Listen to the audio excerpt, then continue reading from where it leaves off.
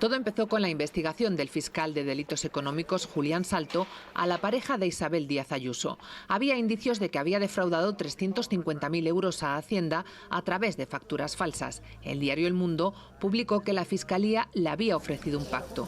Pero era al revés. Su abogado reconocía en un correo los delitos fiscales de su cliente y planteaba un acuerdo para evitar la cárcel. La Fiscalía publica entonces esta nota para desmentirlo y Alberto González Amador denuncia revelación de secretos. Pero esta investigación fue más allá de la nota. El juez Ángel Hurtado consideró que antes de que se publicara, Álvaro García Ortiz había protagonizado un frenético intercambio de mensajes con la fiscal provincial de Madrid, Pilar Rodríguez, también imputada. Argumentó que su objetivo era conseguir toda la cadena de mensajes entre la defensa de González Amador y el fiscal del caso, que demostraba que la iniciativa del pacto había salido del novio de Ayuso, y filtrar esa información a la cadena SER. Además, señalaba que lo hizo por orden directa de Moncloa. La investigación duró meses. Se registró su despacho, se intervinieron sus móviles y correos, pero no encontraron pruebas. El fiscal general borró todos sus mensajes y cambió de móvil, según él, porque por seguridad tiene que hacerlo con frecuencia. Para el juez Hurtado, García Ortiz destruyó las pruebas que lo incriminaban. ¿De qué me puedo explicar? El informe de la UCO desvela que gran parte del dinero que las empresas gasistas abonaron al despacho de Montoro, más de un 80%, se traspasó a las cuentas de sus socios a través de transferencias directas, unos ingresos que utilizaban para cubrir todo tipo de gastos personales, como facturas o impuestos. Según el documento, fechado el pasado mes de febrero y que se ha conocido hoy, los pagos se realizaron mediante 29 operaciones distintas entre 2013 y 2019. En total, 673.500 euros, una cifra inferior a los 780.000 que aparecían en un informe anterior. Y no solo de las gasistas, el documento policial señala que Equipo Económico recibía también transferencias directas de otros sectores empresariales. El juez ha rechazado la petición de anticorrupción de reclamar a los bancos más información sobre movimientos de fondos al extranjero de las cuentas del despacho, aunque ha acordado preguntar a los Mossos y a la Guardia Civil si lo consideran necesario para completar sus informes. Y en el caso Koldo, el Tribunal Supremo ha rechazado la petición del que fuera asesor del exministro Ábalos para que se decretara el secuestro judicial inmediato de los audios que el juez le atribuye a él y se prohibiera su difusión. En su auto, el magistrado explica que no tiene competencia para tomar esas medidas cautelares. Eso sí, señala que Koldo García puede realizar la misma solicitud ante el órgano jurisdiccional competente. La voluntad de presentar esas nuevas cuentas es clara. Aquí nos aseguran que no es un globo sonda, pero a la pregunta directa de si las van a llevar al Congreso, con lo que eso implica, el Gobierno lo deja en el aire, juega al despiste, dice que van paso a paso y que no se pronuncian sobre cuestiones futuribles. Y es que hoy por hoy el Ejecutivo no cuenta con los apoyos suficientes. La vicepresidenta segunda de Sumar recuerda a sus socios que es un mandato constitucional. La economía, de momento, capea el temporal. Entre abril y junio, las amenazas arancelarias de Trump han pasado factura a las exportaciones, que se resienten, pero la demanda interna ha conseguido equilibrar la balanza. La actividad mantiene el ritmo y sigue creciendo un 2,8% interanual, igual que en el primer trimestre, muy por encima, destaca el Gobierno, del resto de socios europeos y sin perder poder adquisitivo. Está subiendo la remuneración real de los asalariados, es decir, los hogares siguen recuperando poco a poco poder adquisitivo, mejora la productividad por hora, es decir, somos capaces de aumentar el empleo a la vez que mejora esta productividad. El gasto de las familias y la inversión empresarial han tirado de la economía. Por sectores destaca la construcción, los servicios turísticos y no turísticos y la industria, aunque en menor medida. Algunos analistas creen que va a ser difícil mantener ese crecimiento trimestral del 0,7% en la segunda parte del año, pero ayuda a resistir, dicen, el viento en contra que va a suponer el acuerdo comercial, sobre todo para algunos sectores. Esos datos de estadística están muy en línea con las previsiones del Fondo Monetario Internacional que acabamos de conocer y que no varían respecto a las anteriores de abril. El FMI calcula que nuestra economía crecerá un 2,5% este año y un 1,8% el que viene. También revisa ligeramente al alza el crecimiento de la eurozona.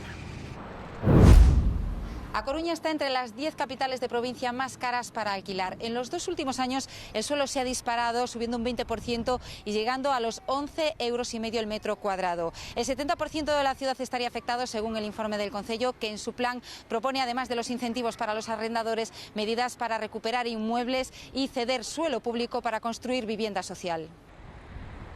San Sebastián es la primera capital vasca declarada zona de vivienda tensionada. Tanto el Ayuntamiento como el Gobierno vasco esperan que sirva para bajar el precio del alquiler, uno de los más altos de España. Contemplan también otras medidas, como la construcción de 1.300 viviendas de protección oficial en la ciudad en los próximos años. Y el Gobierno vasco anuncia en su próxima ley de vivienda incluirá sanciones para los propietarios que incumplan esta declaración de zona tensionada. De noche todavía impresiona más. Son las llamas del incendio que ayer hacían saltar las alarmas al sur de Ávila. El primer aviso llegaba sobre las 11 de la noche. Rápidamente se activó el nivel 2 por la cercanía a una población que ya sabe lo que es pasar noches en vela por el fuego. Hace 16 años que lo quemaron todo esto, desde Arenas todo se quemó hasta el Puerto Pico. Y otra noche igual de infierno. Por la noche estábamos todos así un poco agobiados porque no sabíamos si íbamos a cambiar el viento o algo, nos mandaban preparar mochilas. Son vecinos de Cuevas del Valle pendientes del incendio. En Montbeltrán sí que llegaron a desalojar algunas viviendas por la proximidad del fuego, pero ya no hay llama cerca de la población y han podido volver a sus casas. Están siendo horas muy complicadas para ellos. Estamos haciendo todos los cafés que podemos para subirlos a los compañeros que están arriba. Intentando ayudar con el agua, la comida. Y esperemos que esto pueda terminar pronto.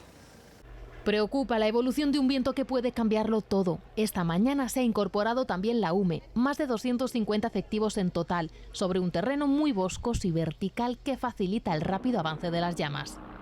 La evolución no está siendo en absoluto favorable porque se alinean varios factores que son críticos a la hora de tratar de apagar el incendio, y es la topografía, la dirección del viento y la cantidad de combustibles. Un miembro del operativo ha fallecido en un accidente de tráfico cuando acudía a apagar un incendio del que aún se desconocen las causas. El nuevo acuerdo rompe con la relación transatlántica que existía hasta ahora, que es una desconfianza mutua entre Estados Unidos y la Unión Europea. Aún así, los expertos creen que era necesario para evitar un escenario mucho peor. Yo creo que la Unión Europea ya tenía suficientes incertidumbres y desde luego un latigazo que hubiera sido de repente una guerra comercial con Estados Unidos, pues que yo creo que no hubiera sido una buena noticia. Porque una guerra comercial entre ambas potencias podría alterar el comercio global tal y como lo conocemos. Cuando se concentra un 44% del PIB mundial entre la Unión Europea y Estados Unidos y un 30% del comercio global, que no exista un acuerdo es un desastre de consecuencias imprevisibles. Por ahora se desconoce la letra pequeña del pacto. Lo que sí está claro es que las empresas europeas saldrán perdiendo, aunque España no será de las más afectadas directamente. Que el principal impacto es en la actividad económica que desarrollan las empresas más expuestas directamente a Estados Unidos o a otros países europeos que exportan a Estados Unidos, porque también ocurre el caso, es decir, hay empresas españolas que son proveedores de empresas francesas, danesas, alemanas, que sí que exportan a Estados Unidos, ¿no? Europa, señalan, ha perdido la confianza en su principal aliado comercial. El acuerdo ha evitado el choque, pero deja heridas abiertas. Todo queda ahora pendiente de si Washington vuelve o no a cambiar el rumbo en los próximos meses. La peor parte del ataque se la ha llevado esta prisión de Zaporilla. El bombardeo ruso ha dejado al menos 16 muertos y decenas de heridos. Un ataque que coincide con el tercer aniversario de la masacre de la prisión de Olenivka, otro bombardeo en el que fueron asesinados 50 prisioneros de guerra ucranianos. Además, las autoridades locales denuncian ataques en otras 7 zonas de la región con misiles, bombas guiadas y drones, algunos contra simples viviendas como la de Halina. Cuando explotó la bomba, mi hijo estaba sentado ahí y la puerta le cayó sobre las piernas. Esta otra mujer enseña su casa destruida por las bombas rusas y se queja de que las ventanas y las puertas han saltado por los aires y de que no tiene dinero para repararlas.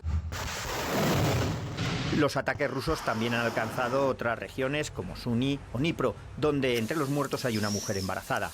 Bombardeos que suceden poco después de que Trump lanzara ayer su ultimátum a Putin para que acabe con la guerra en 10 o 12 días.